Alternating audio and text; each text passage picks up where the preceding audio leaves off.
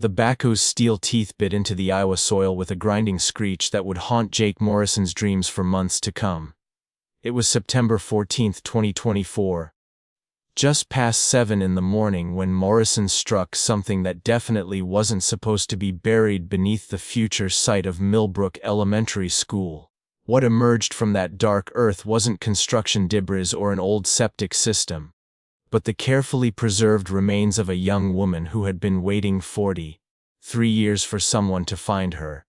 Morrison killed the engine and climbed down from his machine, his weathered hands trembling as he stared at what his backhoe had unearthed. Wrapped in what appeared to be a construction tarp, partially mummified by the specific soil conditions and depth of burial, were the skeletal remains of someone who had been deliberately hidden in this remote corner of farmland decades ago. The construction foreman had been working these Iowa fields for over 20 years, clearing land for schools, shopping centers, and housing developments, but he had never encountered anything like this. The methodical way the body had been positioned, the professional quality of the burial, the construction materials used as a shroud, all suggested this wasn't the work of an amateur who had panicked and tried to hide a crime of passion. Detective Amanda Rodriguez received the call at 7:43 a.m. while reviewing case files at the Millbrook County Sheriff's Department, her coffee growing cold as Morrison's shaky voice described his discovery. Rodriguez had investigated dozens of suspicious deaths during her 15 years in law enforcement, but something about this case sent a chill down her spine that she couldn't explain or dismiss. The drive to the construction site took Rodriguez through the heart of rural Iowa, past cornfields that stretched endlessly toward the horizon and farmhouses that had sheltered the same families for generations. This was supposed to be the safest place in America, where children rode bicycles until dark and neighbors borrowed cups of sugar without asking, where the most serious crimes were usually domestic disputes resolved with coffee and conversation. But the scene that greeted Rodriguez at the excavation site would challenge everything she thought she knew about small-town safety and innocence. The remains Morrison had uncovered weren't recent, and they definitely weren't the result of an accident or natural death. This was clearly a homicide, carefully planned and executed by someone who had known exactly what they were doing when they chose this isolated location as their victim's final resting place. Dritar.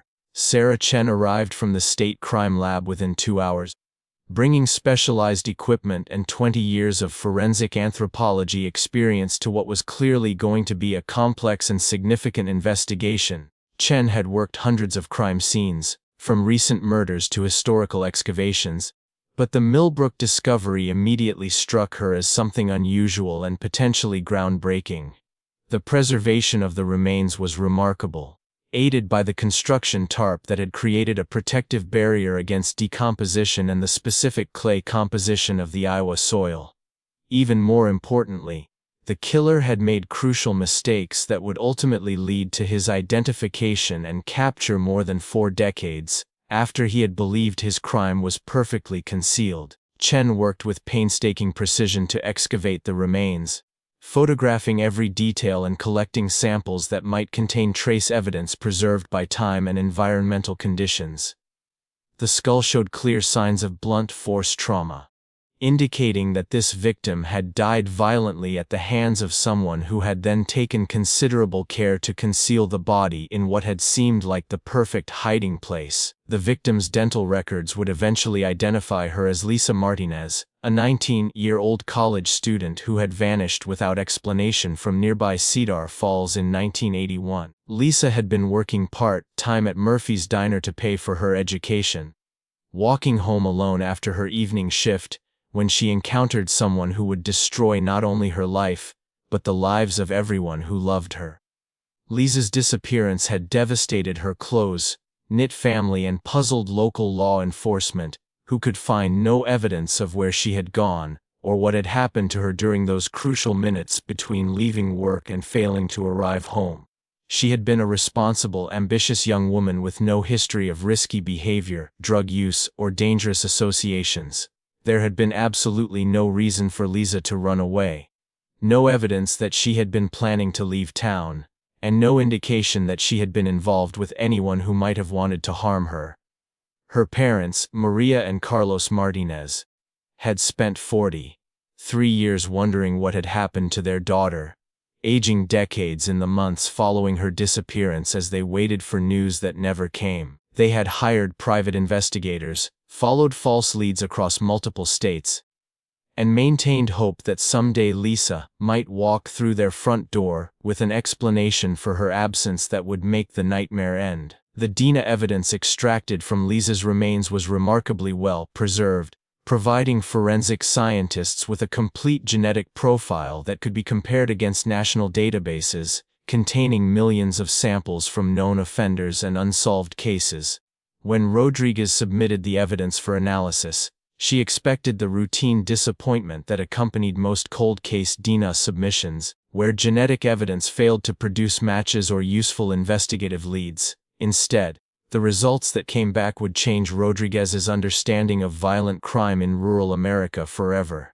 The DNA profile didn't just match one case, it connected Lisa's murder to evidence from missing women across Iowa, Nebraska, Missouri, and Kansas, all of whom had disappeared during construction projects in their communities between 1979 and 1995, all fitting a specific victim profile that suggested they had been selected by the same calculating predator.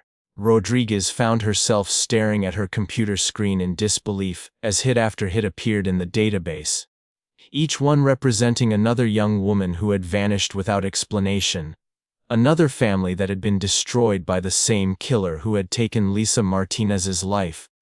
The scope of what she was discovering was overwhelming, suggesting that they weren't dealing with an isolated murder, but with one of the most prolific serial killers in American history. The pattern that emerged was terrifyingly systematic and methodical. All the victims were young women between 18 and 25 years old, all had dark hair and slender builds, all lived in small towns where major construction projects were underway during the time periods when they disappeared. The killer had been using construction work as perfect cover for identifying and stalking potential victims, blending seamlessly into communities before vanishing along with the rest of the temporary workforce when projects ended. Detective Rodriguez realized she was looking at evidence of a predator who had refined his hunting techniques over 16 years of active killing, learning from each murder how to select victims more effectively, avoid detection more successfully, and dispose of evidence more thoroughly. Lisa Martinez hadn't been his first victim, and she definitely hadn't been his last. The morning that had started with a routine construction project had uncovered one of the most significant serial killer cases in American history, and Rodriguez knew that the investigation ahead would challenge every resource and skill she possessed while potentially providing answers for dozens of families who had spent decades wondering what had happened to their missing daughters and sisters. The implications of the discovery were staggering. Somewhere out there was a killer who had successfully operated for over 15 years, moving from town to town with construction crews, identifying vulnerable young women, and murdering them with the confidence that his crimes would never be connected or solved.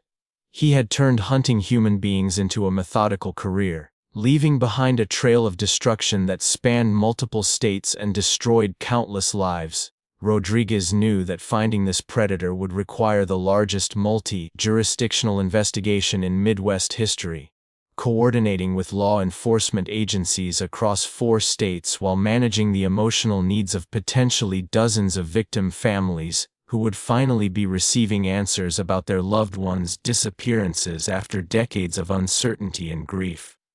The backhoe that had accidentally discovered Lisa Martinez's remains had also uncovered a criminal legacy that would challenge everything investigators thought they knew about serial predators and their ability to avoid detection while operating in plain sight among the communities they terrorized.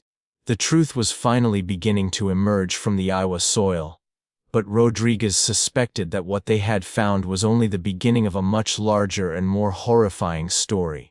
Lisa Martinez had been waiting 43 years for someone to find her, and now that her remains had finally been discovered, Detective Rodriguez was determined to ensure that her killer would face justice for not only her murder, but for all the other lives he had destroyed during his decades-long career as one of America's most successful and elusive serial predators.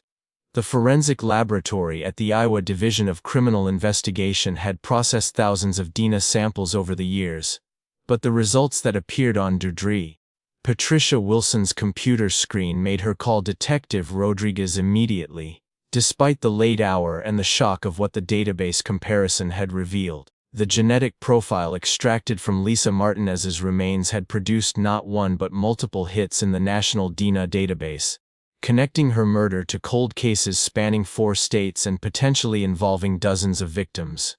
Daughter Wilson had been working in forensic genetics for over 15 years, and she had never seen a single DNA sample connect to so many different cases across such a wide geographical area and extended time period.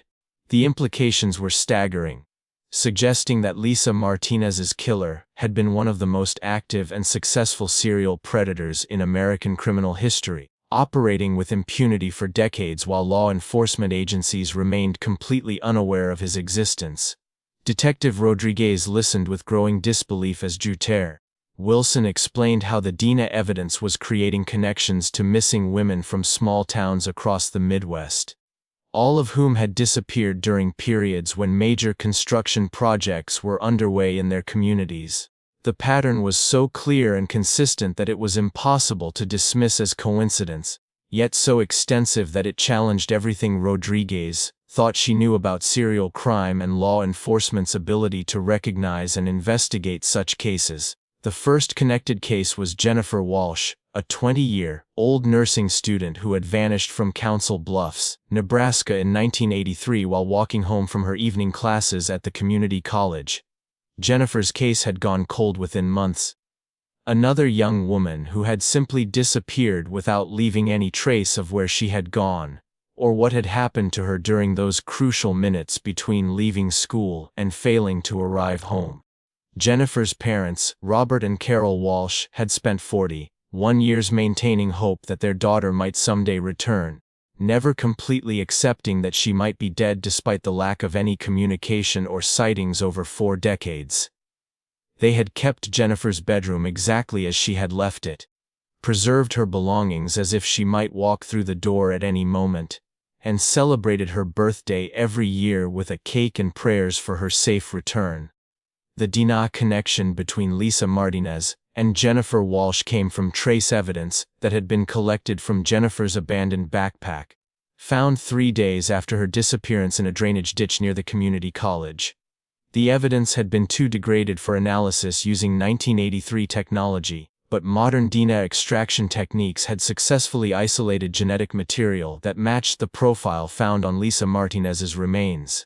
The second connected case was Patricia Santos, a 22-year-old elementary school teacher who had disappeared from Des Moines in 1984 while staying late at her school to prepare lesson plans for her first-grade class. Patricia had been walking to her car in the school parking lot when she encountered someone who would end her life and destroy the dreams she had harbored since childhood of educating and inspiring young children. Patricia's family had endured 40 years of uncertainty and grief, wondering if she had been kidnapped, murdered, or somehow forced to disappear against her will. Her younger sister, Carmen Santos Rivera, had become a victims' rights advocate specifically because of Patricia's case, dedicating her life to helping other families navigate the complex emotions and practical challenges of having a missing loved one. The DNA evidence connecting Patricia's case to the others came from microscopic skin cells found under her fingernails, preserved in the evidence storage facility for 4 decades until modern technology could finally extract and analyze genetic material that was invisible to earlier forensic techniques. The evidence suggested that Patricia had fought her attacker, scratching him severely enough to collect his DNA, before succumbing to whatever violence he had inflicted upon her. The third connected case was Michelle Rodriguez, a 19-year-old factory worker from Omaha who had vanished in 1985 after finishing her shift at a meat packing plant where she had been working to save money for community college. Michelle's disappearance had occurred during a major highway construction project near the factory, providing the perfect cover for a predator who could observe potential victims while appearing to be just another temporary worker in the area. Michelle's mother, Elena Rodriguez, had spent 39 years searching for her daughter, traveling across the country to investigate reported sightings and hiring private investigators who consumed her life savings while producing no useful information about Michelle's fate. Elena had become convinced that Michelle was being held captive somewhere, possibly suffering from amnesia or being prevented from contacting her family by someone who was controlling her life. The fourth connected case was Angela Foster, a 21-year-old secretary from Topeka, Kansas, who had disappeared in 1986 while walking to her car through the parking garage where she worked at an insurance company. Angela had been staying late to finish a project for her boss, walking alone through the dimly lit garage, when she encountered someone who had been watching and waiting for exactly that type of opportunity. Angela's family had hired multiple private investigators over the years, following leads that took them across the country as they chased false sightings and investigated tips that always proved worthless. Angela's sister, Susan Foster Williams, had maintained a missing person website for over 20 years, posting updates and pleading for information from anyone who might have seen Angela or knew what had happened to her. The fifth connected case was Rebecca Wilson, a 23-year-old librarian from Cedar Rapids who had vanished in 1987 after working late at the public library to organize a children's reading program. Rebecca had been passionate about literacy and education, volunteering countless hours to help struggling readers and organize community events that promoted learning and intellectual curiosity. Rebecca's parents had both died during the decades they spent searching for their daughter, never learning what had happened to her or receiving any closure about her disappearance. Rebecca's younger brother, David Wilson, had continued the search after his parents' deaths, maintaining hope that someday he would find answers about his sister's fate and be able to provide the closure his parents had died without receiving. Detective Rodriguez found herself coordinating with law enforcement agencies across 4 states as the scope of the DNA connections became clear, each hit in the database representing another family that had been destroyed by the same predator, another young life that had been cut short by someone who had turned murder into a systematic career spanning over 16 years. The pattern that emerged from studying all the connected cases was both terrifying and enlightening, revealing how a serial killer could operate successfully for decades by exploiting the mobility of construction work and the trust of small communities that welcomed temporary workers as essential contributors to local development projects. All of the victims had been encountered during evening hours when they were walking alone.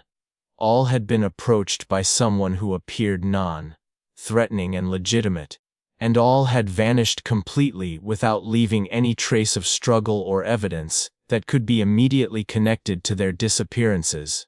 The killer had refined his approach over time, learning from each murder how to select victims more effectively and dispose of evidence more thoroughly.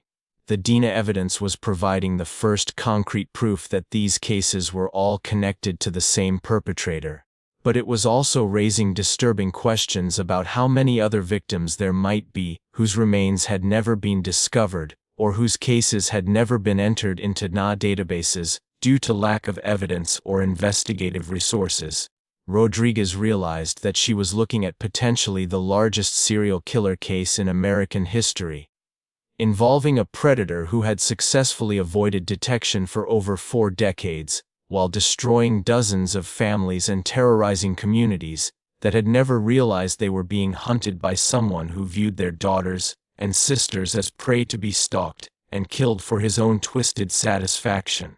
The investigation that lay ahead would require unprecedented cooperation between multiple law enforcement agencies, advanced forensic techniques that pushed the boundaries of current technology, and the emotional strength to support potentially dozens of victim families who would finally be receiving answers about their loved ones' disappearances after decades of uncertainty and grief. The genetic genealogy laboratory at Parabon Nanolabs in Virginia had revolutionized cold case investigations across America. Using publicly available family tree information combined with advanced DNA analysis to identify suspects who had successfully avoided detection for decades. When Detective Rodriguez submitted the unknown perpetrator's DNA profile from the connected Midwest cases, she knew she was utilizing the same cutting-edge technology that had solved the Golden State Killer case and dozens of other high-profile investigations. Dr. Jennifer Hayes, Parabon's lead genetic genealogist, had worked on over 300 cold cases during her career, but the Midwest serial killer profile presented unique challenges due to the age of the DNA evidence and the degraded quality of some samples. However, the genetic material was complete enough to begin the painstaking process of building family trees that could potentially lead to the perpetrator's identification. The process began with uploading the unknown perpetrator's DNA profile to genealogical databases that contained millions of genetic profiles from people who had submitted samples to explore their family history and ancestral origins. The system searched for genetic matches that indicated family relationships, from close relatives like siblings and cousins to more distant connections that shared common ancestors several generations back. The first breakthrough came when the system identified a third cousin match to someone whose family tree was extensively documented on genealogical websites. Dr. Hayes began building a comprehensive family tree that stretched back 5 generations, identifying all the descendants of the common ancestors, and working forward through time to identify male relatives who would have been adults during the relevant time periods. The genealogical research was extraordinarily time-consuming and complex, requiring Hayes to cross-reference birth certificates, marriage records, death certificates, and other public documents to verify family relationships and eliminate possibilities that didn't fit the geographical and temporal parameters of the case. She spent weeks constructing detailed family trees that included hundreds of individuals spread across multiple generations and geographical locations. The second major breakthrough came when Hayes identified a family branch that had strong connections to the Midwest during the 1980s and 1990s, with several male descendants who had worked in construction and related industries.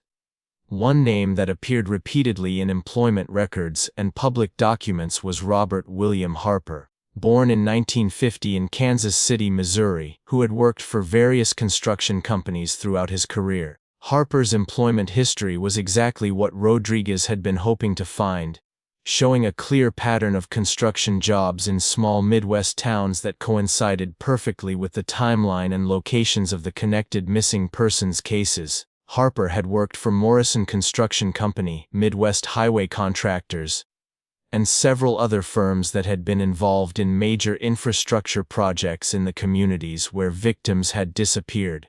The genealogical analysis indicated that Harper was approximately a second cousin to the person whose DNA had created the initial family tree match, a relationship that was close enough to provide strong evidence of connection while being distant enough that Harper himself had never submitted DNA to any public database.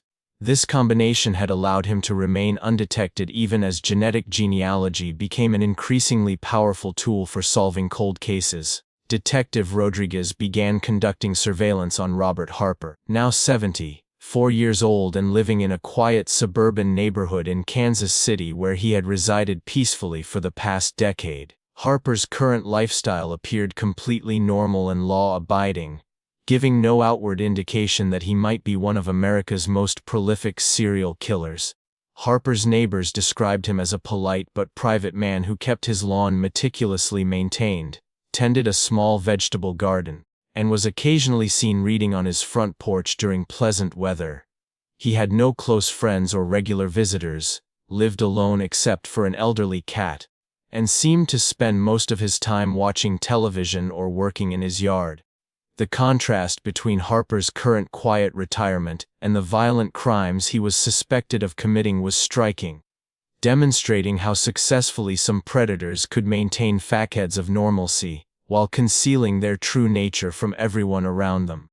Harper had been living as a model citizen in the same neighborhood for years, completely unknown to law enforcement and trusted by neighbors who would have been horrified to learn about his suspected criminal history. Surveillance teams documented Harper's daily routine, which was remarkably consistent and unremarkable.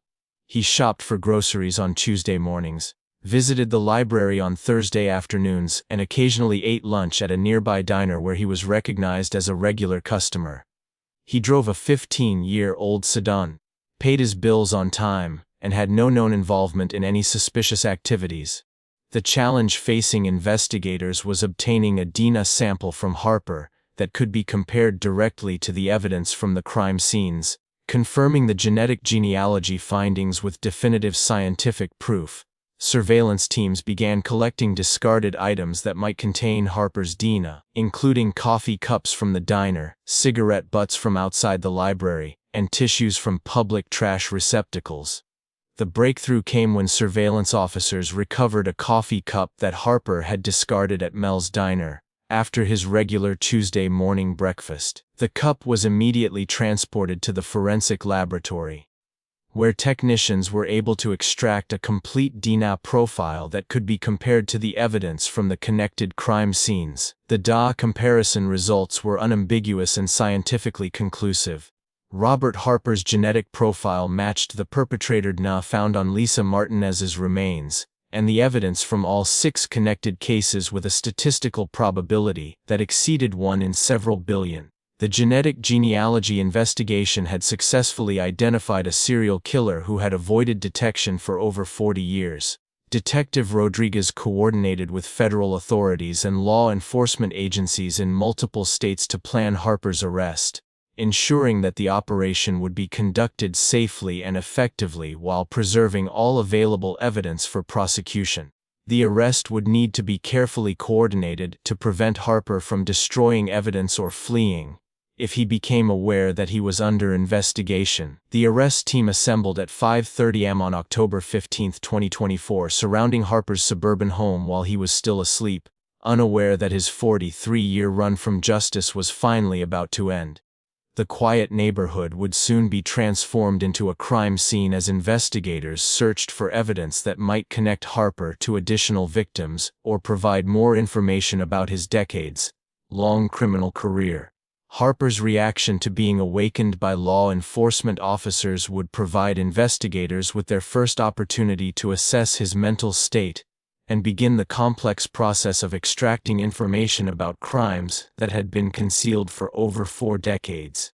The man who had successfully hidden his true nature from everyone around him was about to face the consequences of a criminal career that had destroyed dozens of lives across multiple states. Robert William Harper answered his front door at 6:47 am wearing pajamas and a confused expression, his gray hair disheveled from sleep as he found himself facing Detective Rodriguez and a team of federal agents who had surrounded his modest suburban home. For a man who had successfully concealed his identity as a serial killer for over 40 years, Harper's reaction to his arrest was remarkably calm and controlled, almost as if he had been mentally preparing for this moment for decades. Harper made no attempt to resist or flee when Rodriguez informed him that he was under arrest for the murders of Lisa Martinez, Jennifer Walsh, Patricia Santos, Michelle Rodriguez, Angela Foster, and Rebecca Wilson. He simply nodded slowly, asked if he could feed his cat and turn off the television, and then submitted to handcuffs with the resignation of someone who had always known that this day would eventually arrive. The search of Harper's home revealed a treasure trove of evidence that confirmed his guilt, while also providing disturbing insights into the psychology of a predator who had turned serial murder into a methodical hobby that he had pursued for over 16 years. Hidden in a basement storage room were boxes containing souvenirs from his victims, including jewelry, clothing, photographs, and personal items that he had kept as trophies of his crimes. The most chilling discovery was Harper's journal, a detailed written record of his murders that spanned nearly 2 decades and contained specific information about each victim, including how he had selected them, approached them, killed them, and disposed of their bodies. The journal entries were written in a clinical, matter-of-fact style that demonstrated Harper's complete lack of empathy or remorse for the suffering he had caused. Harper's journal revealed that he had begun killing in 1979, making Lisa Martinez his second victim rather than his first as investigators had initially believed.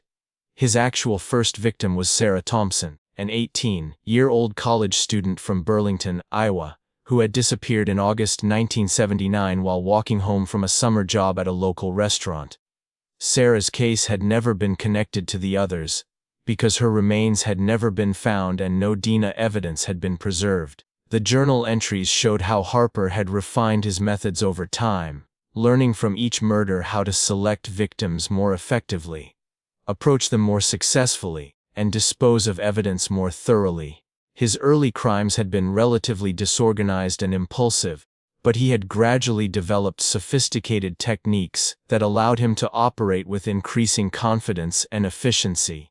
Harper's victim selection process was revealed to be frighteningly systematic and methodical. He would arrive in a new town for a construction project and spend weeks observing potential victims, learning their routines and identifying opportunities when they would be vulnerable and alone. He preferred young women who worked evening shifts or attended night classes, targets whose absence might not be immediately noticed, and who would be walking alone after dark. The journal revealed that Harper had developed specific criteria for selecting victims, including physical characteristics, behavioral patterns, and lifestyle factors that made certain women more appealing to him as targets. He had kept detailed notes about potential victims he had observed but ultimately rejected, either because they were too well protected by family or friends, or because circumstances hadn't provided the right opportunity for approach and abduction.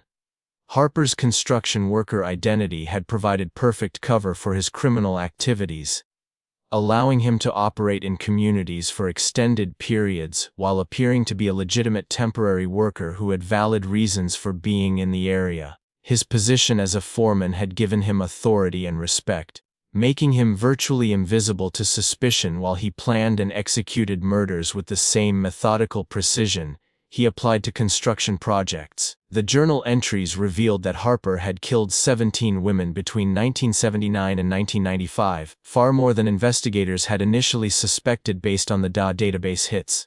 Many of his victims' remains had never been discovered, and several cases had never been reported as potential homicides because the victims were believed to have run away or left town voluntarily. Harper's descriptions of his murders were disturbing in their clinical detail and complete absence of emotional connection to his victims.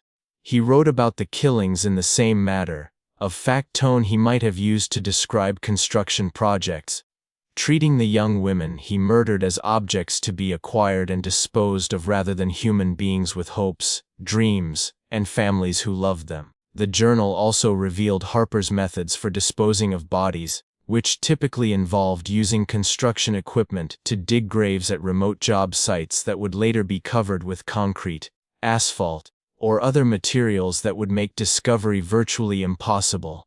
He had chosen burial locations with the same careful planning he applied to legitimate construction work, selecting sites that were unlikely to be developed or disturbed for decades. Detective Rodriguez spent hours reviewing Harper's journal while trying to maintain the professional detachment necessary to extract crucial information about victim locations and burial sites. The psychological toll of reading such detailed accounts of brutal murders was overwhelming, but Rodriguez knew that every piece of information Harper had recorded might help locate additional victims and provide closure for families who had waited decades for answers. The evidence discovered in Harper's home also included photographs he had taken of some victims, both before and after their deaths, creating a macabre collection that documented his crimes in horrifying detail. The photographs provided additional confirmation of Harper's guilt, while also revealing the calculated nature of his actions and his complete lack of remorse for the suffering he had caused. Harper's neighbors expressed shock and disbelief when they learned about his arrest and the evidence that had been discovered in his home. Many had known him for years as a quiet, polite man who seemed harmless and had never shown any signs of violent tendencies or unusual behavior. The revelation that they had been living next door to one of America's most prolific serial killers was traumatic and disturbing for the entire neighborhood. The arrest and evidence discovery marked the beginning of what would become one of the largest serial killer investigations in American history, involving law enforcement agencies across multiple states and potentially affecting dozens of families who had never received answers about their missing loved ones. Harper's journal had provided a roadmap for investigators, but it had also revealed the staggering scope of destruction that one predator could cause over the course of a decades-long criminal career. The interrogation room at the Kansas City Police Department had witnessed thousands of confessions over the decades, but Detective Rodriguez had never encountered anything quite like Robert Harper's calm, systematic recounting of 17 murders that he had concealed for over 4 decades. Harper sat across from her with his hands folded on the metal table, speaking about the most heinous crimes imaginable in the same conversational tone he might have used to discuss the weather or describe a construction project. Harper's demeanor during questioning was eerily composed and controlled, showing no signs of stress, remorse, or emotional disturbance as he provided detailed accounts of how he had selected, stalked, and murdered young women across 4 states. His responses were thoughtful and precise, as if he had been mentally rehearsing these confessions for years, while waiting for the inevitable moment when he would be called to account for his crimes. The first murder Harper described was actually Sarah Thompson, the 18-year-old college student from Burlington, Iowa, who had disappeared in August 1979 and had never been connected to the other cases because her remains were never found. Harper explained that Sarah had been his first victim, chosen almost randomly when he encountered her walking alone after finishing her shift at a local restaurant where he had been eating dinner. Harper's account of Sarah's murder revealed how unprepared he had been for his first killing, acting on impulse rather than careful planning, and making mistakes that could have led to his detection if investigators had been more thorough or had access to modern forensic techniques. He had approached Sarah by offering her a ride during a summer rainstorm, gaining her trust by presenting himself as a helpful construction worker who was concerned about her safety. The details Harper provided about Sarah's final moments were disturbing in their specificity and clinical precision. He described her attempts to escape when she realized she was in danger, her pleas for mercy as he assaulted her, and his decision to strangle her when she continued to resist his attack.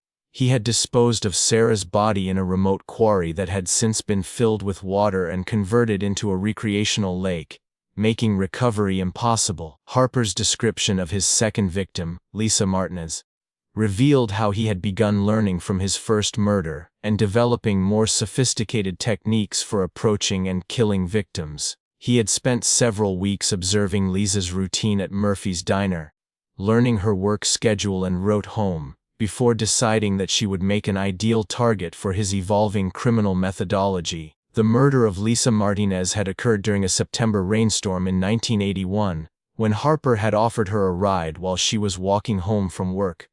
Unlike Sarah Thompson, who had been killed in a moment of panic and impulse, Lisa's murder had been more carefully planned and executed, showing Harper's growing confidence and skill as a predator. Harper's confession continued with detailed accounts of each subsequent victim, revealing how he had refined his methods over 16 years of active killing, while developing an increasingly sophisticated understanding of how to avoid detection by law enforcement.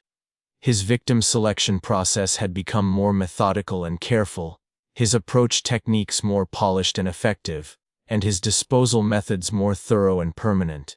The interrogation revealed that Harper had kept detailed mental records of each murder, remembering specific details about his victims' final moments, their attempts to escape or fight back, and their last words before he killed them. His ability to recall such specific information after decades demonstrated the psychological significance these murders had held for him, and suggested that he had been reliving them mentally throughout his retirement years. Harper's accounts of victims like Jennifer Walsh, Patricia Santos, and Michelle Rodriguez showed how he had learned to use his construction worker identity as a tool for gaining trust and accessing potential victims. He would present himself as a legitimate worker who was simply trying to be helpful, offering rides or assistance in ways that seemed non-threatening until it was too late for victims to escape. The most disturbing aspect of Harper's confessions was his complete lack of emotional connection to his victims, whom he described as objects to be acquired and disposed of rather than human beings with their own hopes, dreams, and relationships.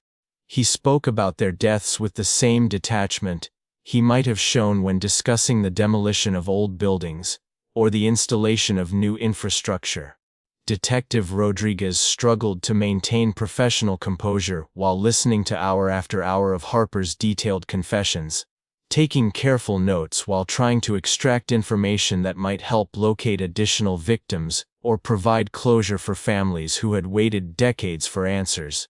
The psychological toll of hearing such graphic descriptions of violence was overwhelming, but Rodriguez knew that every detail Harper provided might be crucial for the investigation. Harper's confessions revealed that he had continued killing regularly throughout the 1980s and early 1990s, with gaps between murders that corresponded to periods when he was between construction jobs or working on projects in areas where he hadn't been able to identify suitable victims. His criminal activity had finally ended in 1995, not because of any external pressure or change in circumstances, but simply because he had decided he was becoming too old and cautious to continue taking the risks associated with serial murder. The interrogation sessions continued for several days as Harper provided information about burial locations, victim identification details, and other evidence that could help investigators locate remains and confirm connections to unsolved cases. His cooperation was extensive and seemingly complete, as if he was relieved to finally be able to discuss crimes he had been concealing for so long. Harper's willingness to confess in such detail was puzzling to investigators who had expected him to deny his crimes or attempt to minimize his culpability. Instead, he seemed almost proud of his criminal achievements, describing his murders with the same satisfaction another person might show when discussing professional accomplishments or personal hobbies. The confessions provided investigators with a roadmap for the massive search and recovery operation that would follow, as teams of forensic specialists would attempt to locate burial sites and recover remains based on Harper's descriptions of disposal locations.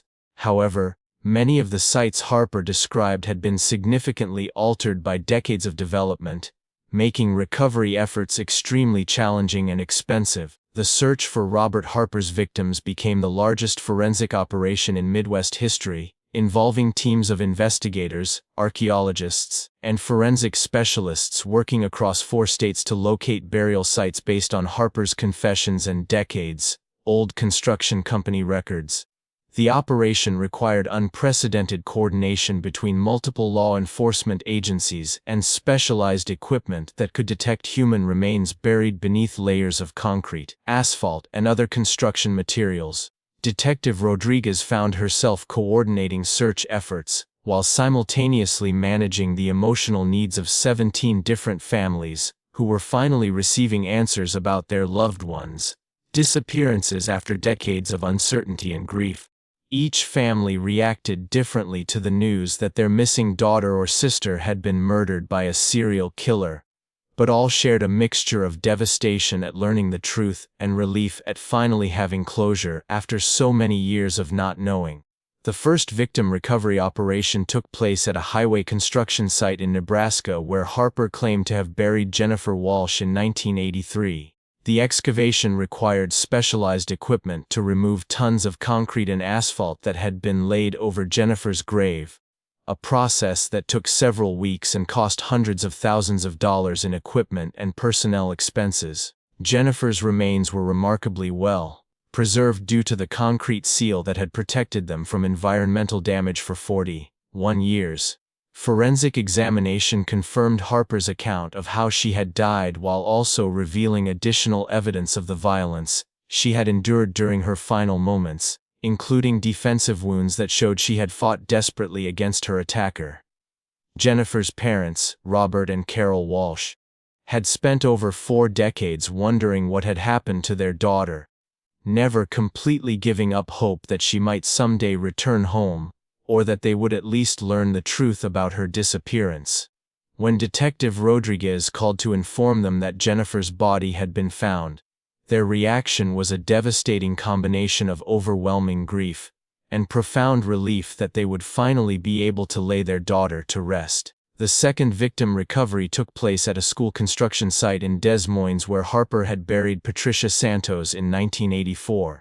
The excavation required careful coordination with school officials and parents to minimize disruption to educational activities, while still allowing forensic teams to work effectively in recovering Patricia's remains from beneath the foundation of a gymnasium that had been built over her grave. Patricia's family had maintained hope for 40 years that she might still be alive somewhere, possibly suffering from amnesia or being held against her will by someone who was preventing her from contacting her family.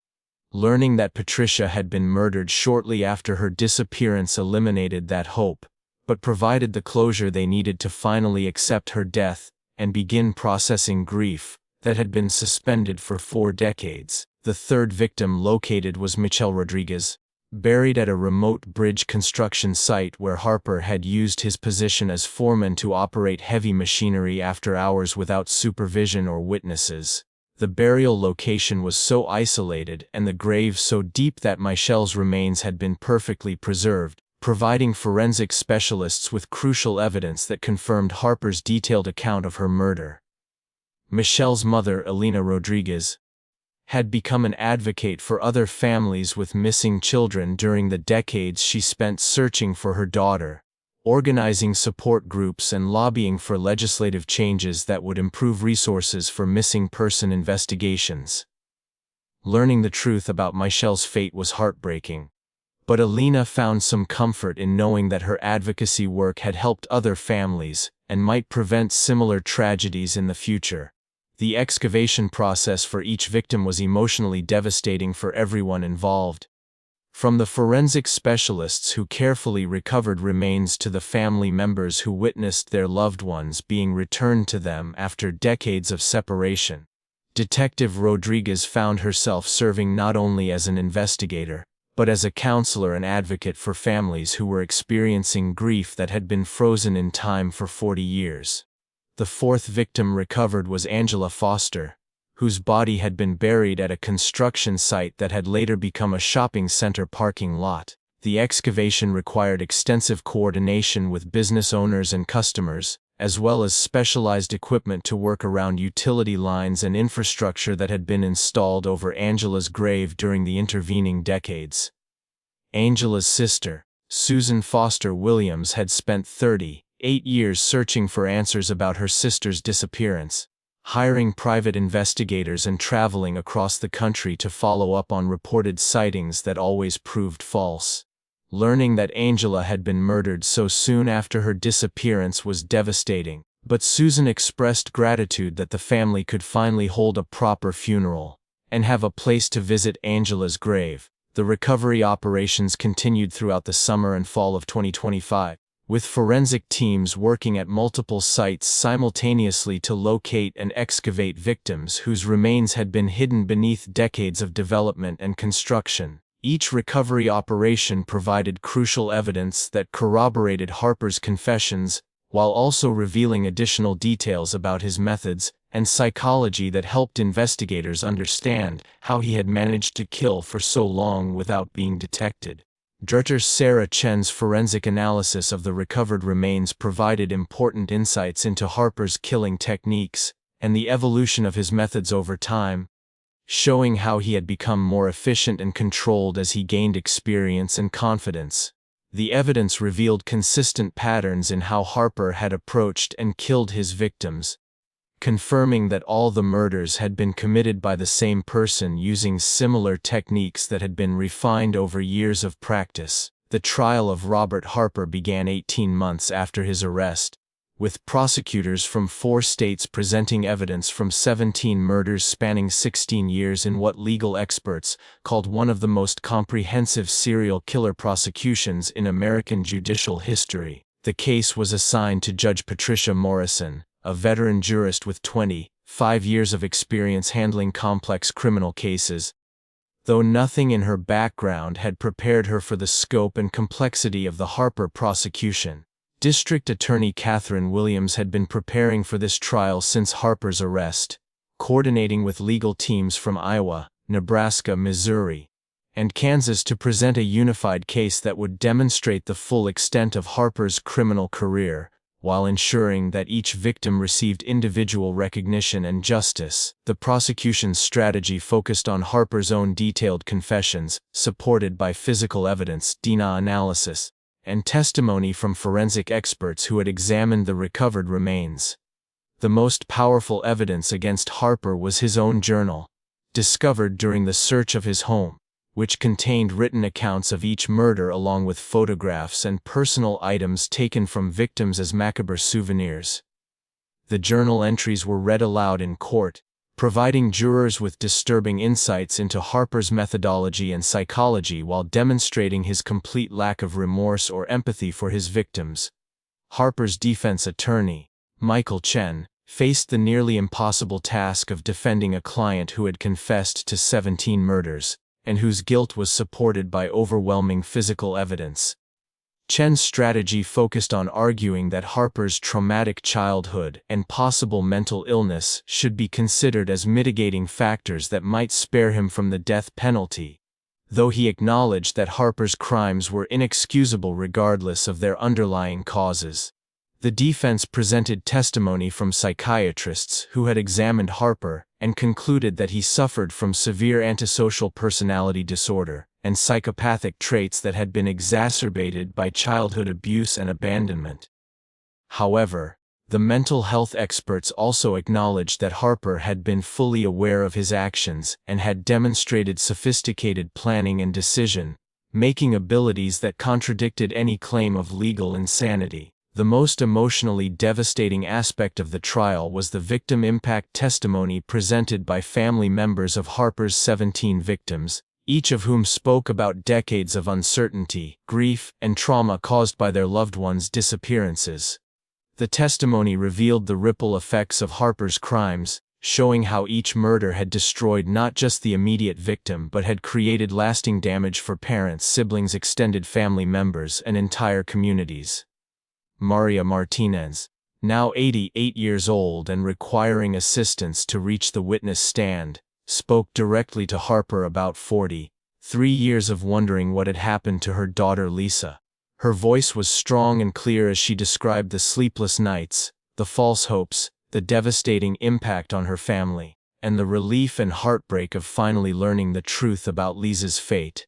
Maria spoke about birthdays and holidays that had been overshadowed by Lisa's absence, about conversations with friends and relatives that always returned to speculation about what might have happened to her daughter, and about the gradual realization that Lisa was probably dead, even though she had never completely abandoned hope for her return. She described how Lisa's disappearance had affected her marriage, her relationships with her surviving children, and her ability to trust in the safety and goodness of the world.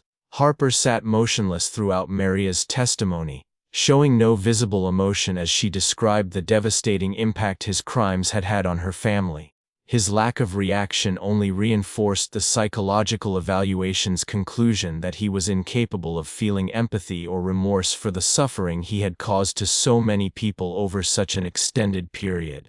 Robert and Carol Walsh spoke about 41 years of searching for their daughter Jennifer, describing how they had traveled across the country following false leads, hired private investigators who consumed their life savings, and maintained Jennifer's bedroom exactly as she had left it in case she ever returned home.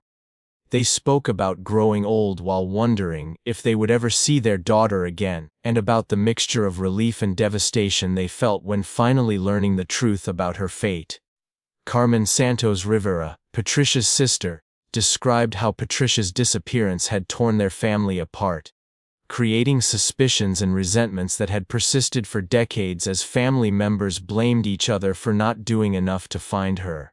Carmen spoke about family gatherings that were overshadowed by Patricia's empty chair, holidays that were marked by grief instead of celebration, and the gradual disintegration of family relationships under the strain of unresolved loss. Elena Rodriguez spoke about 39 years of advocacy work on behalf of families with missing children, describing how Michelle's disappearance had motivated her to help other families navigate the complex emotions and practical challenges of having a missing loved one. She spoke about support groups she had organized, legislative changes she had lobbied for, and hundreds of other families she had helped while never giving up hope that someday she would find her own daughter. Susan Foster Williams described 38 years of searching for her sister Angela, including hiring multiple private investigators, following leads across the country, and maintaining a missing person website that had generated thousands of tips but no useful information. She spoke about the emotional toll of false hope, the financial cost of extensive searches, and the impact on her own family as she devoted her life to finding a sister who had been dead for decades. The testimony continued for days as family after family described the lasting trauma caused by Harper's crimes, revealing patterns of grief and loss that extended far beyond the immediate victims to include friends, coworkers, teachers, and community members who had been affected by the disappearances. Many spoke about how the uncertainty had been worse than any definitive answer could have been, describing decades of wondering and hoping while simultaneously dreading what the truth might reveal. The prosecution's closing argument emphasized the systematic and methodical nature of Harper's crimes, pointing out that he had killed 17 innocent young women over 16 years, while showing no remorse or empathy for his victims or their families. Prosecutor Williams argued that Harper represented the worst type of criminal, one who had turned murder into a recreational activity and had continued killing for decades without any regard for the human cost of his actions. The defense's closing argument focused on Harper's troubled childhood and mental illness, arguing that while his crimes were inexcusable, his background provided context for understanding how he had developed into a serial killer. Defense attorney Chen asked the jury to consider life imprisonment rather than the death penalty, arguing that Harper's advanced age and deteriorating health meant he would die in prison regardless of his sentence. The jury deliberated for 4 days before returning guilty verdicts on all 17 counts of first-degree murder, rejecting the defense's arguments about mental illness and childhood trauma as insufficient justification for Harper's crimes. The unanimous verdicts reflected the jury's conclusion that Harper had been fully responsible for his actions and deserved to be held accountable for the full extent of the destruction he had caused. The sentencing phase of Robert Harper's trial focused on whether he should receive the death penalty or life imprisonment without the possibility of parole, a decision that required the jury to weigh the unprecedented scope of his crimes against mitigating factors including his age, mental health, and cooperation with investigators. The proceedings attracted national media attention as legal experts debated the appropriateness of executing a 75-year-old man whose crimes had been committed decades earlier.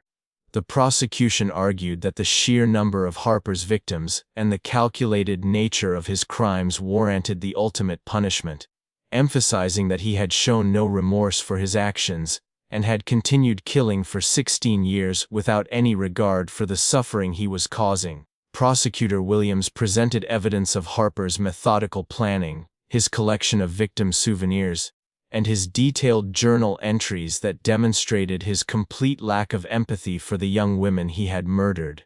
The defense continued to emphasize Harper's troubled childhood and mental illness, presenting testimony from additional psychological experts who argued that his capacity for normal emotional development had been severely damaged by early trauma and abuse. Defense attorney Chen argued that Harper's cooperation with investigators and his detailed confessions demonstrated some level of remorse and should be considered as mitigating factors that warranted life imprisonment rather than execution. The victim impact testimony during the sentencing phase was even more emotional and extensive than during the guilt phase, with family members given additional opportunities to address Harper directly and explain to the jury how his crimes had affected their lives over the decades since their loved ones' disappearances. The testimony provided powerful arguments for the death penalty, while also revealing the complex emotions that many families felt about the prospect of Harper's execution. Some family members spoke passionately in favor of the death penalty, arguing that Harper's crimes were so heinous and extensive that only the ultimate punishment could provide appropriate justice for their loved ones. They emphasized that Harper had destroyed 17 lives and countless families, showing no mercy to his victims and deserving none in return from the justice system.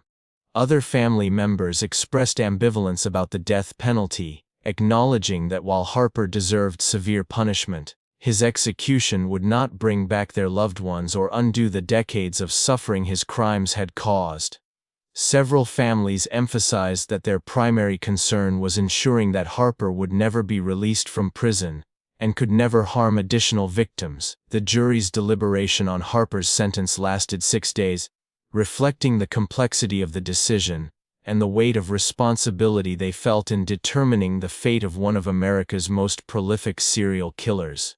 The deliberation process was complicated by disagreements among jurors about the appropriateness of executing an elderly defendant whose crimes, while extensive and horrific, had been committed decades earlier. The final vote was closer than many observers had expected, with the jury ultimately recommending 17 consecutive life sentences without the possibility of parole rather than the death penalty. The decision reflected a compromise between jurors who favored execution and those who believed that Harper's age and cooperation with investigators warranted life imprisonment. Judge Morrison accepted the jury's recommendation and formally sentenced Harper to 17 consecutive life terms, emphasizing that his crimes had caused immeasurable suffering for 17 families and entire communities across 4 states. The judge noted that Harper had shown no genuine remorse for his actions and had demonstrated through his detailed confessions that he had viewed his victims as objects rather than human beings deserving of compassion and respect. The sentencing hearing concluded with final statements from several victim family members who expressed gratitude to law enforcement investigators, prosecutors, and court officials who had worked tirelessly to bring Harper to justice after more than 4 decades. Many emphasized that while the legal proceedings were ending, their healing process would continue for the rest of their lives, as they worked to honor their loved ones' memories and find meaning in their tragic losses. Harper was immediately transported to the Iowa State Penitentiary, where he was placed in protective custody due to the high-profile nature of his crimes and the likelihood that other inmates might target him for violence. Prison officials described the special housing unit where Harper would spend his remaining years, a solitary cell with limited privileges and minimal human contact designed to ensure his safety while serving his sentence. The conclusion of Harper's trial marked the end of one of the most extensive serial killer investigations and prosecutions in American legal history, but it also represented the beginning of a new phase for the families of his victims, who could finally begin processing their grief with the knowledge that their loved one's killer had been brought to justice and would never harm anyone else. The case had lasting impacts on legal procedures for prosecuting serial killers across multiple jurisdictions, establishing new precedents for coordination between states and standardizing evidence presentation techniques for complex cases involving numerous victims over extended time periods. Law schools began incorporating the Harper case into their curricula as an example of effective multi-jurisdictional prosecution and victim advocacy. Media coverage of the trial had brought national attention to the problems of missing persons investigations in rural areas and the challenges of identifying serial predators who used transient occupations to avoid detection. The extensive coverage had also highlighted the importance of DNA databases and genetic genealogy techniques in solving decades-old cases that had previously seemed impossible to resolve. The Harper case had demonstrated that justice could be achieved even when decades had passed since crimes were committed, providing hope for other families dealing with cold cases and unsolved disappearances.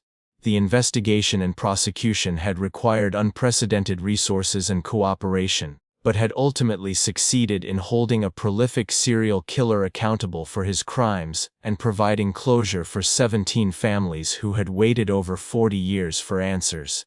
Robert Harper was transferred to the Iowa State Penitentiary on a cold November morning in 2025, beginning what would be the final chapter of a life that had been defined by violence, deception, and the systematic destruction of innocent lives. At 75 years old, Harper faced the prospect of spending his remaining years in solitary confinement, isolated from other inmates who might target him for violence due to the nature of his crimes and the extensive media coverage his case had received. The maximum security facility had housed many notorious criminals over the decades, but Harper represented a unique challenge for prison administrators who needed to balance his safety with the security requirements of housing one of America's most prolific serial killers. Harper was assigned to a single cell in the protective custody unit, a stark environment that measured 8 feet by 10 feet and contained only a narrow bed, a metal toilet, and a small writing desk where he would spend the majority of his remaining time. Prison officials described Harper as a model inmate who caused no trouble and seemed content to spend his days reading books from the prison library and watching television programs on the small set that was mounted high on his cell wall. His daily routine was rigidly structured, with meals delivered to his cell, recreation time spent alone in a small exercise yard, and limited contact with other inmates or prison staff. The Harper case had profound and lasting impacts on law enforcement practices across the Midwest and beyond, leading to new protocols for investigating missing persons cases and sharing information between jurisdictions when transient populations might be involved in criminal activity. The investigation had revealed significant gaps in communication between police departments and had demonstrated how serial predators could exploit these weaknesses to avoid detection for decades. Detective Rodriguez became a nationally recognized expert on serial predator investigations, traveling across the country to train other law enforcement officers in recognizing patterns that might indicate the presence of a serial killer operating across multiple jurisdictions. Her work on the Harper case had established new standards for cold case investigations and had demonstrated the importance of DNA databases and genetic genealogy in solving decades-old crimes. The techniques developed during the Harper investigation were being refined and improved continuously, leading to the successful resolution of hundreds of additional cold cases that had previously seemed unsolvable. The combination of DNA analysis, genetic genealogy, and improved inter-agency communication had created new possibilities for identifying perpetrators and providing closure for families who had waited decades for answers about their missing loved ones. Law enforcement agencies across the Midwest established joint task forces specifically designed to share information about unsolved cases and coordinate investigations that might cross jurisdictional boundaries. The Harper case had demonstrated how easily serial predators could avoid detection by moving between different law enforcement jurisdictions, and the new task forces were designed to identify patterns that might indicate serial criminal activity before additional victims were claimed. The construction industry implemented significant changes in response to the Harper case, including more extensive background checks for workers, better tracking systems for employee movements between job sites, and improved communication with local law enforcement agencies when projects were being conducted in new communities. These changes were designed to prevent future predators from using construction work as cover for criminal activity, while also protecting legitimate workers from unfair suspicion. The families of Harper's victims found different ways to honor their loved ones' memories and cope with the trauma of finally learning the truth about their disappearances after decades of uncertainty. Some became advocates for other families dealing with missing persons cases, while others focused on private healing and memorial activities that would celebrate their loved ones' lives rather than dwelling on the circumstances of their deaths. Maria Martinez established the Lisa Martinez Foundation, which provided scholarships for young women pursuing careers in education and social work, fulfilling Lisa's dream of helping others even though she had been prevented from completing her own education. The foundation had helped dozens of students over its first year of operation and had become a lasting positive legacy from Lisa's tragic death. Jennifer Walsh's parents created a memorial garden at their local church, providing a peaceful place where community members could remember not just Jennifer but all victims of violent crime. The garden included benches, flowering plants, and a memorial wall with photographs and brief biographies of local crime victims, serving as a place of reflection and healing for families and community members affected by violence. Patricia Santos's family established a victim advocacy organization that provided support services for families dealing with missing persons cases, offering counseling, legal assistance, and help navigating the complex law enforcement and legal systems.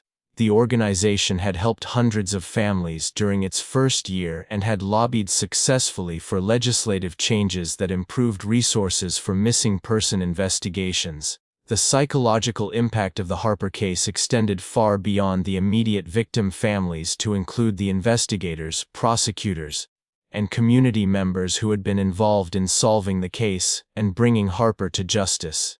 Detective Rodriguez had undergone extensive counseling to deal with the emotional toll of representing 17 victims and their families, and she had developed stress management techniques that she now taught to other investigators working similar cases. Druther Sarah Chen had published extensive research about the Harper case, contributing to better understanding of how serial killers selected and disposed of their victims, and how forensic techniques could be improved to solve similar cases more quickly and effectively. Her work had influenced training programs for forensic anthropologists, and had led to improvements in evidence preservation and analysis techniques that were being implemented across the country. The communities where Harper had operated slowly began to heal from the collective trauma of learning that a serial killer had been living and working among them for decades without detection. The revelation had shattered assumptions about safety and trust, but it had also brought communities together in supporting victim families and advocating for improved public safety measures that would help prevent similar tragedies in the future. Many residents of small Midwest towns found themselves questioning their assumptions about strangers who passed through their communities, wondering how many other predators might be hiding among the temporary workers and transient populations that were essential to their local economies. The Harper case had demonstrated that evil could hide behind the most ordinary appearances, and that even trusted community members might be concealing dark secrets that could destroy lives. Legislative changes prompted by the Harper case had far-reaching impacts beyond just the construction industry, leading to improved background check requirements for many types of transient workers and better information sharing between law enforcement agencies across state lines. The changes had created new tools for identifying and tracking potential predators who used mobility as a strategy for avoiding detection while selecting and stalking victims. The Harper investigation had demonstrated that some predators could successfully conceal their crimes for decades by exploiting gaps in communication between law enforcement agencies and by using legitimate occupations as cover for criminal activity. The case had highlighted the need for continued vigilance and improved investigative techniques to identify and apprehend serial offenders before they could claim additional victims. Robert Harper died in his prison cell on a quiet Tuesday morning in March 2028, found by guards during their routine morning check. He had been reading a book about World War I history, his final connection to a world that had never fully understood the monster that had lived among them for so many years. His death came peacefully in his sleep, a mercy that none of his 17 victims had been granted during their final moments of terror and violence. The news of Robert Harper's death in prison reached Detective Rodriguez while she was reviewing case files for another cold case investigation, the continuation of work that had been inspired and informed by the techniques developed during the Harper case. At 78 years old, Harper had served less than 3 years of his 17 consecutive life sentences, dying of natural causes related to diabetes and heart disease that had been complicated by the stress and isolation of maximum security imprisonment. Harper's death provided a sense of closure for many of the victim families who had followed his case through trial and imprisonment, though the emotions surrounding his passing were complex and varied among the different families. Some expressed relief that Harper could never hurt anyone else or potentially appeal his convictions, while others felt cheated that he had avoided serving the full extent of his sentence and had died peacefully rather than suffering as their loved ones had suffered. Maria Martinez, now 91 years old and one of the few surviving parents of Harper's earliest victims, expressed mixed feelings about Harper's death when contacted by reporters seeking comment. She acknowledged that Harper's death meant he could never harm anyone else, but she also noted that his passing represented the end of any possibility that additional information about Lisa's final moments might someday be revealed through further questioning or investigation. The Harper case had continued to generate significant developments even after his trial and imprisonment, as investigators used his confessions and journal entries to solve additional cold cases and provide closure for families whose loved ones had never been definitively connected to Harper's known crimes. DNA analysis of evidence from unsolved cases had confirmed Harper's involvement in at least 3 additional murders that had not been part of his original prosecution. Detective Rodriguez had been working with law enforcement agencies across multiple states to investigate these additional cases, using Harper's detailed journal and the extensive evidence collected from his home to identify potential victims whose cases had never been reported or investigated as potential homicides. The work was painstaking and emotionally challenging, but it had already resulted in several additional identifications and victim recoveries. The techniques developed during the Harper investigation had been adopted by law enforcement agencies across the country and had contributed to solving hundreds of other cold cases involving serial criminals who had used mobility and legitimate occupations to avoid detection. The success of genetic genealogy in identifying Harper had led to expanded funding for DNA analysis programs and had established new protocols for sharing information between different law enforcement databases. The Harper case had become a standard example in law enforcement training programs, with Rodriguez and other investigators regularly speaking at conferences and training sessions to share their experiences and teach other officers how to recognize patterns that might indicate serial criminal activity. The case had demonstrated the importance of inter-agency cooperation and had established new standards for evidence preservation and analysis in missing persons investigations. The families of Harper's victims had continued their advocacy work and memorial activities, transforming their individual grief into collective action that had helped improve support services for other families dealing with missing persons cases. The various foundations and organizations they had established had grown significantly over the years and had become important resources for families and law enforcement agencies dealing with similar tragedies. The Lisa Martinez Foundation had expanded its scholarship program to include multiple universities across the Midwest, providing educational opportunities for hundreds of young women studying criminal justice, social work, and victim advocacy. Many of the scholarship recipients had gone on to careers in law enforcement or social services, contributing to improvements in how the criminal justice system handled cases involving missing persons and violent crime.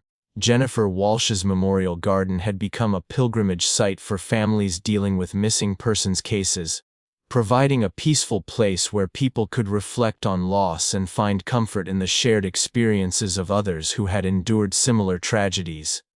The garden had been expanded several times to accommodate additional memorial elements and had inspired similar projects in other communities affected by violent crime. Patricia Santos's victim advocacy organization had become a model for similar programs across the country, providing comprehensive support services that addressed not just the immediate needs of families with missing loved ones, but also the long-term psychological and practical challenges they faced. The organization had trained thousands of advocates and had influenced policy changes at both state and federal levels. The psychological research conducted in the aftermath of the Harper case had contributed to better understanding of how serial crime affected not just individual victims and families, but entire communities that experienced collective trauma when they learned that a predator had been operating in their midst for extended periods. This research had informed the development of community support programs and had influenced how law enforcement agencies communicated with the public about ongoing investigations. Dreiter. Sarah Chen's forensic anthropology research, based on the Harper case, had led to improvements in excavation techniques and evidence analysis that had been applied to dozens of other serial killer investigations across the country and internationally. Her work had contributed to better understanding of how environmental factors affected the preservation of human remains and evidence, leading to more effective recovery operations at burial sites. The Harper case had also influenced international law enforcement cooperation, as investigators from other countries studied the investigation's methods and adapted them for use in their own serial crime cases. The techniques developed for tracking transient populations and coordinating multi-jurisdictional investigations had been particularly valuable for countries dealing with migrant populations and cross-border criminal activity. The construction industry changes implemented after the Harper case had become standard practice across much of the United States, with improved background checks and tracking systems helping to identify potential problems before they resulted in criminal activity. While these changes couldn't prevent all crime, they had created additional barriers that made it more difficult for predators to use construction work as cover for criminal activity. 5 years after Harper's death, Detective Rodriguez reflected on how the case had changed her understanding of serial crime and its impact on communities, while also considering how the investigation had influenced her own career and personal life. The Harper case had consumed 6 years of her professional life, from the initial discovery of Lisa Martinez's remains through Harper's trial, imprisonment, and death, representing the most significant and challenging investigation of her career. The most rewarding aspect of the Harper case had been providing closure for 17 families who had waited decades for answers about their missing loved ones. But Rodriguez also recognized that the investigation had taken a significant emotional toll on everyone involved. She had undergone extensive counseling and stress management training to deal with the psychological impact of representing so many victims and their families over such an extended period. The Harper case had demonstrated that some forms of evil could persist for generations, hidden behind masks of normalcy and enabled by society's inability to recognize patterns that span multiple jurisdictions and decades. But the investigation had also proven that modern forensic science and persistent investigation could eventually bring even the most elusive predators to justice, providing hope for thousands of families dealing with cold cases and unsolved disappearances. 10 years after Harper's arrest, the techniques developed during his investigation had been refined and standardized, leading to the creation of a national database specifically designed to track transient workers and identify patterns that might indicate serial criminal activity. The database included employment records, profiles, and behavioral assessments that could be accessed by law enforcement agencies across the country when investigating missing persons cases or violent crimes involving transient populations. The Harper case had also inspired legislative changes that required companies employing transient workers to maintain more detailed records of employee movements and assignments, making it easier for investigators to track the whereabouts of potential suspects when crimes occurred in areas where temporary workers were present. These changes had been implemented gradually over several years, with input from both law enforcement agencies and industry representatives who recognized the importance of preventing criminal exploitation of legitimate employment opportunities. Detective Rodriguez had continued her work on cold cases long after Harper's death, using the experience and expertise gained from the investigation to help solve dozens of other decades-old crimes across the Midwest and beyond. Her success in the Harper case had made her a sought-after consultant for other agencies dealing with complex serial predator investigations, and she had helped establish new protocols that had been adopted by law enforcement agencies internationally. The Rodriguez method, as it came to be known in law enforcement circles, combined traditional investigative techniques with advanced forensic science and genetic genealogy to create a comprehensive approach to solving cold cases involving serial criminals. The method emphasized the importance of interagency cooperation, victim advocacy, and long-term commitment to investigations that might take years to resolve, but could ultimately provide closure for families who had waited decades for answers. The families of Harper's victims had transformed their individual grief into collective advocacy that had created lasting positive changes in how society dealt with missing persons cases and violent crime. Their efforts had led to improved support services for victim families, better training for law enforcement officers, and increased funding for DNA analysis and genetic genealogy programs that had solved hundreds of additional cold cases. The Maria Martinez Foundation had grown into a major educational initiative that provided scholarships, internships, and research opportunities for students interested in criminal justice, forensic science, and victim advocacy. The foundation had established partnerships with universities across the country and had funded research projects that had contributed to significant advances in forensic techniques and investigative methods. Jennifer Walsh's Memorial Garden had evolved into a national memorial site that honored all victims of violent crime, not just those connected to the Harper case. The site included educational exhibits about missing persons investigations, victim advocacy resources, and support services for families dealing with similar tragedies. The memorial had become a place of pilgrimage for families from across the country who found comfort and inspiration in the stories of other survivors. Patricia Santos's victim advocacy organization had expanded internationally, providing support services and training programs for victim advocates in countries that were developing their own responses to violent crime and missing persons cases. The organization had become a leading voice in efforts to improve victim services and had influenced policy changes at both national and international levels. The psychological research inspired by the Harper case had led to better understanding of how serial crime affected entire communities, not just individual victims and their families. This research had informed the development of community support programs that helped residents cope with the collective trauma of learning that a predator had been operating in their midst, and had influenced how law enforcement agencies communicated with the public about ongoing investigations. The academic study of the Harper case had become a standard component of criminal justice and forensic science curricula at universities across the country, with case studies and research projects that examined different aspects of the investigation and its outcomes. The case had been particularly valuable for teaching students about the complexities of multi-jurisdictional investigations and the importance of persistence in solving cold cases that might seem impossible to resolve. International law enforcement agencies had studied the Harper case extensively, adapting its techniques and protocols for use in their own investigations of serial criminals who used mobility to avoid detection. The case had been particularly influential in developing approaches to cross-border criminal investigations and had contributed to improved cooperation between law enforcement agencies in different countries. The construction industry had implemented comprehensive reforms that went far beyond simple background checks, creating industry-wide standards for employee screening, monitoring, and reporting that had made it much more difficult for predators to use construction work as cover for criminal activity.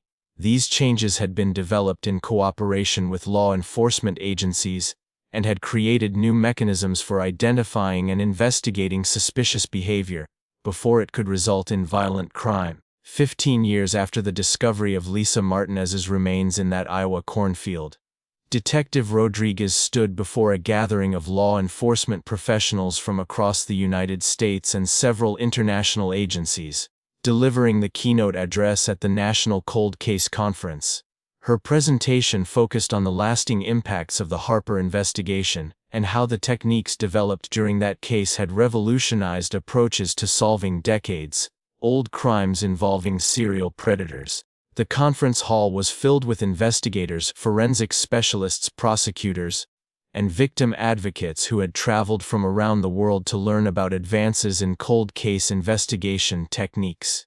Many had worked on cases that had been solved using methods pioneered during the Harper investigation, and they were eager to hear Rodriguez's insights about the evolution of serial crime investigation in the digital age. Rodriguez began her presentation by displaying a photograph of Lisa Martinez taken during her college years, a smiling young woman who had no idea that her murder would eventually lead to one of the most significant breakthroughs in serial crime investigation. She explained how Lisa's case had begun as a single cold case, but had ultimately revealed a criminal career that spanned 16 years and claimed 17 lives across 4 states. The audience listened intently as Rodriguez described the investigation's progression, from a single DNA hit to the comprehensive multi-state operation that had been required to identify and prosecute Robert Harper. She emphasized the importance of interagency cooperation, victim advocacy, and advanced forensic techniques in solving cases that had previously seemed impossible to resolve through traditional investigative methods. Rodriguez's presentation included detailed statistics about the Harper case's lasting impacts on law enforcement practices, showing how the investigation had led to improvements in DNA databases, genetic genealogy techniques, and information sharing protocols that had been adopted by agencies across the country. The numbers were impressive, with hundreds of additional cold cases solved using techniques developed during the Harper investigation. The most powerful part of Rodriguez's presentation focused on the victim families, and how their advocacy work had transformed their personal tragedies into positive changes that had helped countless other families dealing with similar situations. She showed photographs and brief biographies of Harper's 17 victims, emphasizing that each had been a real person with hopes, dreams, and families who loved them, not just statistics in a criminal investigation. Rodriguez discussed the establishment of the Harper Protocol, a standardized approach to multi-jurisdictional serial crime investigations that had been adopted by law enforcement agencies across the United States and had been adapted for international use. The protocol emphasized early identification of patterns, rapid information sharing between agencies, and comprehensive victim advocacy support throughout the investigation and prosecution process. The presentation included case studies of recent investigations that had successfully used Harper Protocol techniques to identify and apprehend serial predators before they could claim additional victims.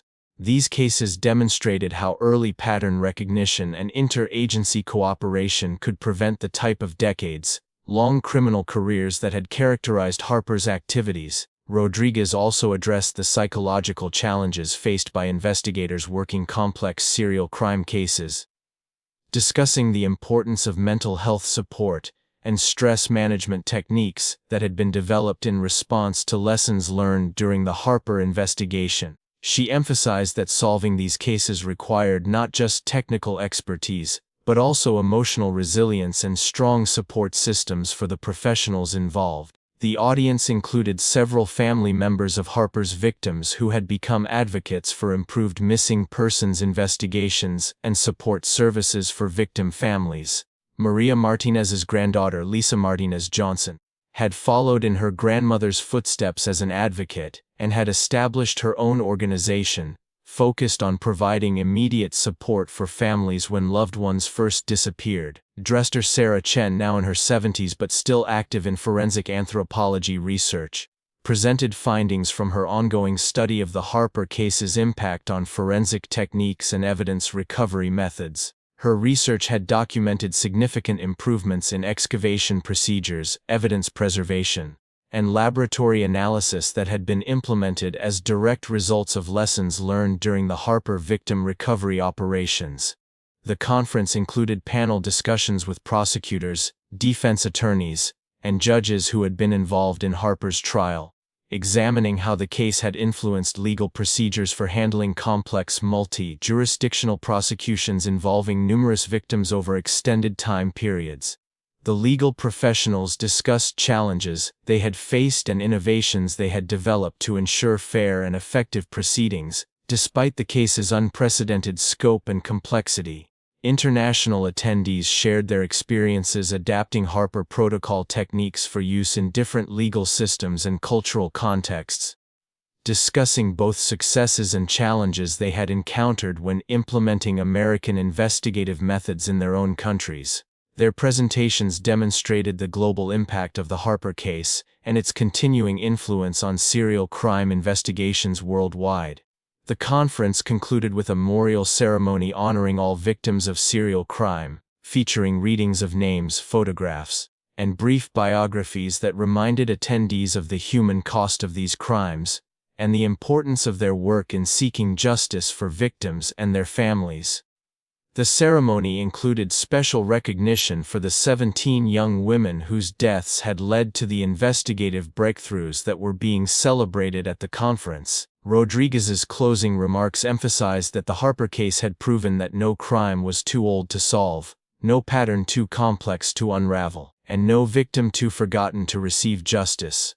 She encouraged the assembled investigators to maintain hope and persistence in their own cases, reminding them that advances in forensic science and investigative techniques were creating new possibilities for solving crimes that had previously seemed impossible to resolve.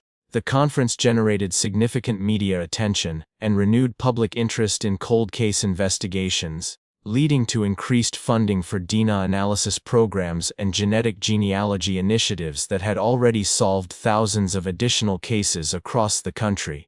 The publicity also encouraged families with missing loved ones to submit DNA samples and contact law enforcement agencies about cases that might benefit from modern investigative techniques. Following the conference, Rodriguez announced her retirement from active law enforcement after 30 years of service, though she planned to continue working as a consultant and trainer for agencies dealing with complex cold cases. Her final case had been solved just weeks before the conference, using Harper protocol techniques to identify a serial killer who had been operating in the Pacific Northwest for over 20 years. The Harper case had defined Rodriguez's career and had established her as one of the leading experts in serial crime investigation. But she was most proud of the closure it had provided for victim families and the improvements it had created in how law enforcement approached similar cases. She looked forward to spending her retirement years writing a book about the investigation and teaching courses at the police academy that would prepare new investigators for the challenges of solving complex cold cases. 20 years had passed since construction worker Jake Morrison's backhoe had struck something unexpected in that Iowa cornfield, accidentally uncovering Lisa Martinez's remains and triggering the investigation that would expose Robert Harper as one of America's most prolific serial killers.